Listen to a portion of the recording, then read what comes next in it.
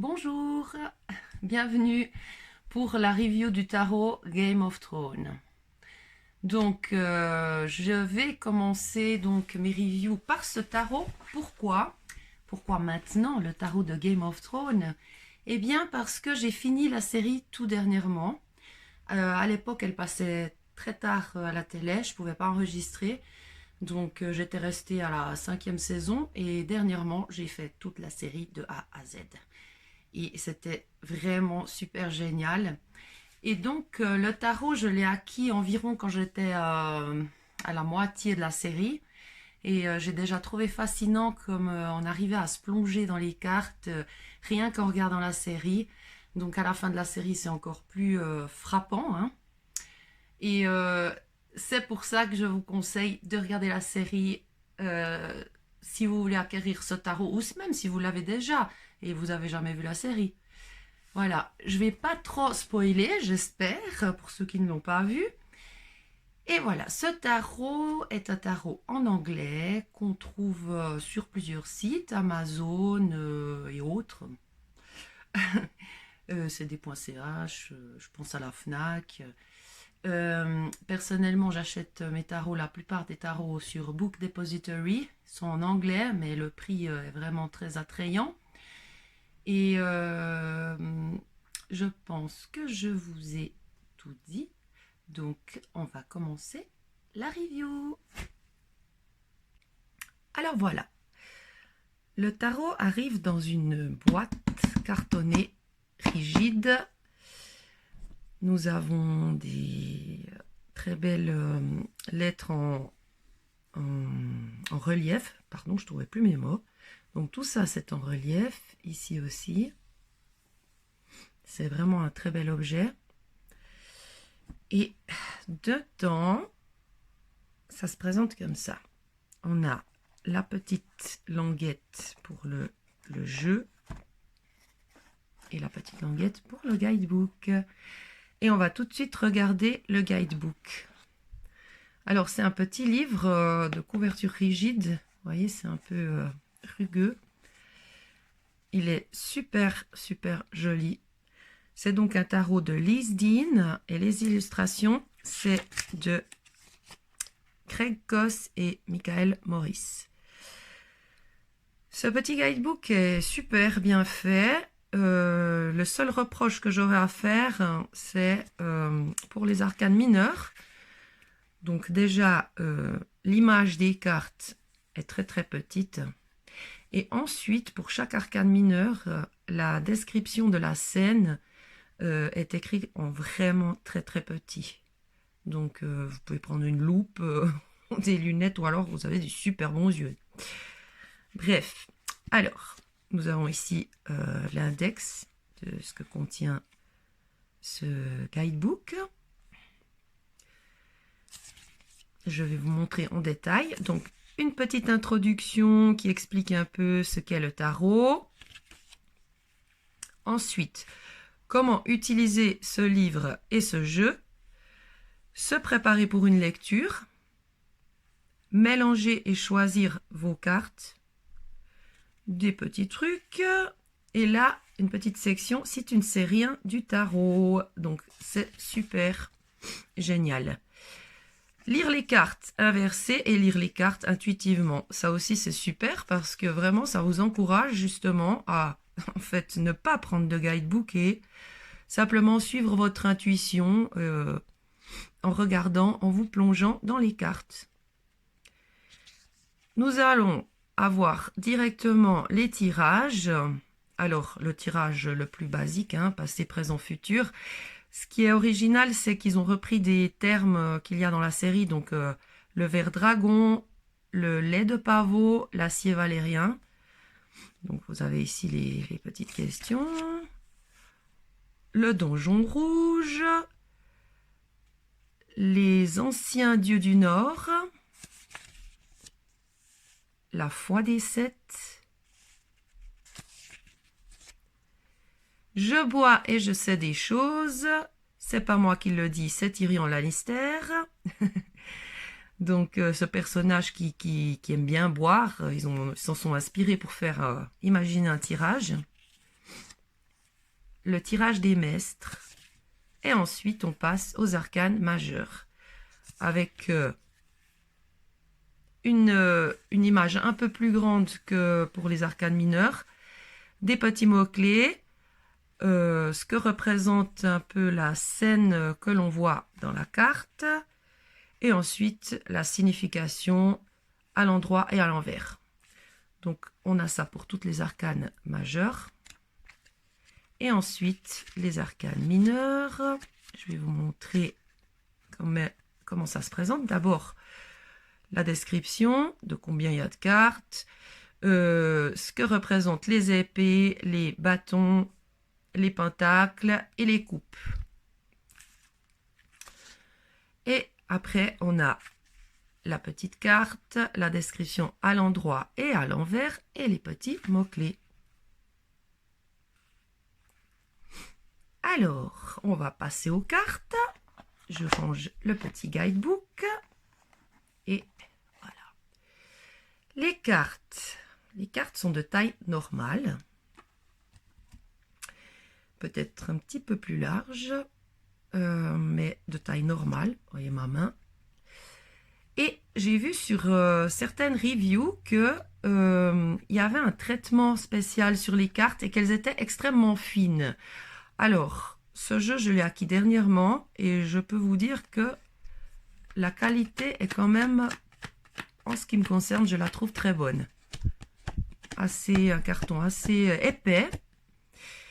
Et une autre particularité que j'ai vue dans d'autres reviews, c'est que les arcanes majeures n'avaient pas de numéros. Or, mes cartes ont des numéros. Donc le fou, pas de numéro. Mais la suite des arcanes majeures, vous voyez, je vais vous montrer ici dessus. Voilà. Donc on commence tout de suite avec la carte du fou qui représente Tyrion Lannister, qui va parler aux dragons de Daenerys, qui sont un peu en détresse parce que leur mère est partie. Et il s'en approche vraiment très près. Il réfléchit pas, il y va, il leur parle. Et donc, il a vraiment cette attitude du fou où tout d'un coup, il prend des risques sans réfléchir. Donc, j'ai trouvé que c'était vraiment bien choisi, la scène. Et il y a beaucoup d'autres cartes que j'ai trouvées super et c'est pour ça aussi que je voulais vous les commenter, vous les montrer. Alors là, on a le fou. On va passer au magicien avec Littlefinger. Personnage très astucieux, très intelligent, très malin.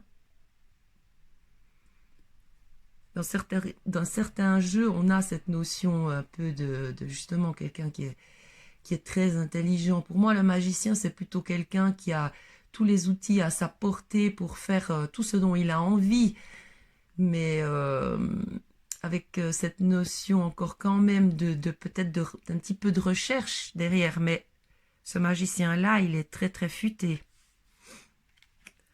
La grande prêtresse avec la sorcière rouge. L'impératrice Daenerys Targaryen. Alors, j'ai trouvé super de choisir cette illustration parce que l'impératrice, c'est la mère. Et là, on voit Daenerys avec ses enfants qui sont ses dragons. Et avec cet esprit d'envie de créer un nouveau monde. Donc, dans la carte de l'impératrice, on a l'envie de création. On a ça en nous et Daenerys, elle a ça en elle. Et cette carte est très puissante parce que c'est vraiment conquérir le monde pour créer un nouveau monde. Et voilà, j'ai trouvé super. Jon Snow pour l'empereur, aussi très bien choisi parce que finalement Jon Snow est quand même le personnage le plus stable de cette série. Stable et très fort mentalement. Donc très bien choisi. Lord Varys. Lord Varys, c'est un conseiller du roi avec ses petits oiseaux qui lui chuchotent des choses à l'oreille. Donc les petits oiseaux de Varys, c'est des espions qui travaillent pour lui et il les nomme ses petits oiseaux. Donc c'est vraiment super cette illustration. comme ils l'ont créé. Jon Snow et la Sauvageonne. Là encore très bien choisi parce que la carte des amoureux est souvent une carte qui vient avec une notion de choix à faire. Et lorsqu'on regarde la série, on sait que Jon Snow a un choix à faire entre la garde de nuit et sa vie avec cette femme. Et petite anecdote, ces deux acteurs sont dans la vie réelle en couple. Donc je vous montre une petite photo ici des deux acteurs et ils sont mariés. C'est juste génial d'avoir son couple en carte de tarot. C'est romantique. Voilà. Nous avons ensuite le chariot avec un dragon qui est le moyen de transport de Daenerys. Lady Brienne qui incarne vraiment la force. Si vous voyez la série, vous comprendrez pourquoi. Cette femme qui doit mesurer au moins 1,92 m, qui se bat comme un homme, qui a une puissance en elle extraordinaire. L'ermite avec Bran Stark, carte aussi très bien choisie. Avec sa quête de savoir. La roue de fortune. On retrouve ici les animaux qu'on retrouve dans les cartes traditionnelles de la roue de fortune. Ned Stark avec la justice. L'étendard de Forterreur avec le pendu. La carte de la mort avec Arya Stark qui est partie à la recherche de Valar Morghulis. Cet homme qui va l'enseigner à devenir personne, entre guillemets. Alors, je sais que je vous dis beaucoup de choses, mais en même temps, vous ne serez pas trop spoilés. Franchement, regardez la série si vous ne l'avez jamais vue. Ça vaut vraiment la peine et prenez ce tarot après, vous allez comprendre. Samuel Tarly pour la tempérance. Ce personnage très pondéré, très doux, très réfléchi. On a Ramsay pour le diable. Alors là, je suis complètement d'accord. La tour. J'aime beaucoup cette carte de la tour avec cette perspective un peu vraiment... on est au pied de cette tour. Je sais pas, je la trouve effrayante et en même temps moins effrayante quand même que les tours traditionnelles. Très mitigée. L'étoile avec Sansa Stark qui va allumer un cierge pour demander de l'aide. Donc la notion d'espoir est là. C'est super, elle est magnifique cette carte. La lune avec la porte de la lune des Aériers. Cette porte terrifiante dans laquelle la reine un peu barge des Aériers fait tomber ses ennemis dans ce puits qui est, en fait, on ne voit pas ici, hein. C'est la lumière du jour là au fond et c'est le vide. Donc elle les tue comme ça. C'est assez terrible. Et ça se ferme et ça s'ouvre. Le soleil avec un dragon. Magnifique. Le jugement avec ce roi qui ressuscite les morts. Donc encore une fois, super bien choisi pour le jugement. Le monde avec l'univers de Game of Thrones. On voit Dorne, Westeros. Ah, c'est super. Et on passe à la suite des bâtons. Alors, l'as de bâton.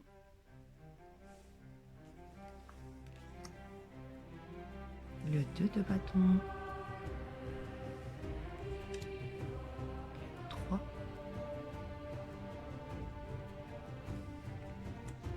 Le 4 de bâton. Oui, alors c'est le système Rider-Waite ces cartes. Et on retrouve vraiment dans les illustrations. Donc vous pouvez on retrouve les cartes un peu du Rider-Waite hein, dans les illustrations. Donc vous pouvez aussi acquérir un livre qui explique le Rider-Waite en français et vous y référez pour interpréter ces cartes. Le 6 de bâton, le 7 de bâton,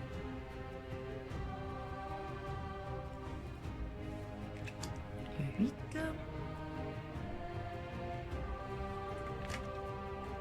9,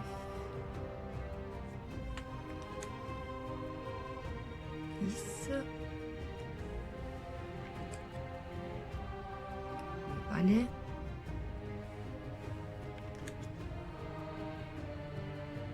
le chevalier, la reine, qui d'autre que Daenerys,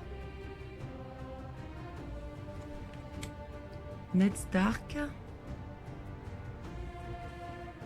et on passe à la suite des épées avec une illustration du mur. Arya Stark, encore une fois super cette carte, super parce que il y a vraiment ce choix difficile d'Arya où elle doit devenir soit une sans visage, soit rester elle-même. Là on voit la statue de Braavos, la ville dans laquelle elle est. Super cette illustration. Le 3 de bâton, d'épée, pardon, sans surprise. Hein. Le 4 d'épée,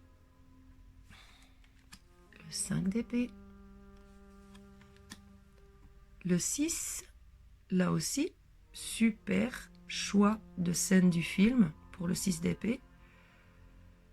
On voit un départ, quelque chose qu'on doit laisser derrière soi. Et là, Arya arrive à Braavos pour justement aller rejoindre cette communauté et changer de vie, reprendre un nouveau départ. Le 7 d'épée, le 8, le 9, avec un des loups des Stark. Le 10 d'épée. Je rigole parce qu'elle est aussi super bien choisie. Elle est super bien choisie car il y a un personnage là qui va se faire planter une dizaine d'épées par plusieurs personnes différentes et je crois que c'est la seule scène dans la série justement où un personnage se fait comme ça planter par plein de personnes différentes et voilà, on retrouve toujours ce personnage criblé d'épées dans les autres cartes du 10 d'épée, dans les autres jeux, hein, les jeux plus traditionnels, donc super bien choisi. Le valet d'épée, chevalier, la reine Cersei dans toute sa splendeur sur le trône de fer. Trône de fer d'ailleurs que l'on retrouve dans le dos des cartes que j'ai omis de vous montrer. Donc super, vu que en fait le but de tous ces gens c'est de conquérir, s'asseoir sur ce trône de fer et finalement être le roi et la reine de tout ce royaume. Voilà, le roi d'épée. Et on passe à la suite des coupes. Super joli. Le 2 de coupe, j'adore cette carte. J'adore cette carte avec ce lien qui unit les couples dans le mariage. Hein, dans la série, ils unissent les poignets des mariés avec un joli ruban.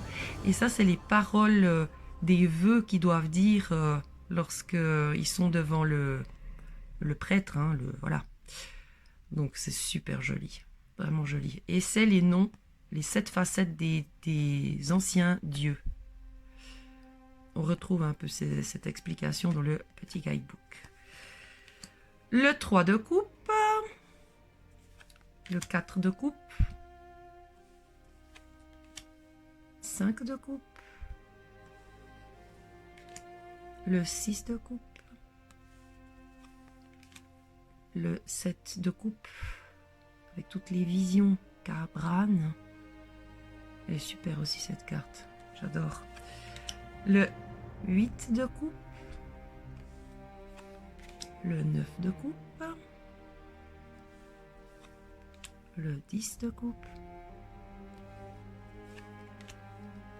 le valet de coupe, chevalier, la reine de coupe,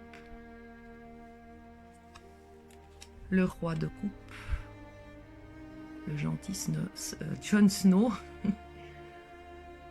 Ouais, c'est un super personnage, vous verrez.